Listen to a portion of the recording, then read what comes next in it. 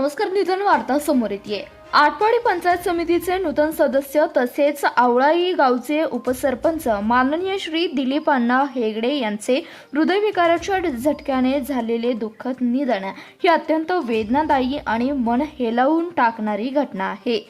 सांगली आटपाडी नुकत्याच झालेल्या जिल्हा परिषद व पंचायत समिती निवडणुकीत जनतेने त्यांच्यावर अपार प्रेम व विश्वास व्यक्त करून त्यांना मोठ्या मताधिक्याने निवडून दिले. विजयाचा गुलालही अजून सुकलेला नव्हता. जनतेच्या अपेक्षांचे स्वप्न डोळ्यात साकारत होते, पण नियतीने वेगळेच काही ठरवले. आवळाई गावासाठी हा दुसरा मोठा अपघात आहे. आधी सरपंचाचे दुःखद निधन आणि आता उपसरपंचाचा अचानक झालेला मृत्यू. संपूर्ण गाव शोकसागरात बुडाला आहे.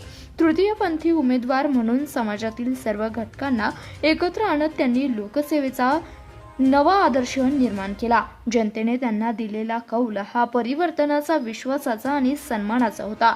पण काळाने हे यश फार काळ अनुभवू दिले नाही. ही सर्वात मोठी वेदना आहे. आज ते आपल्यात नाहीत यावर विश्वास ठेवणं कठीण होतंय.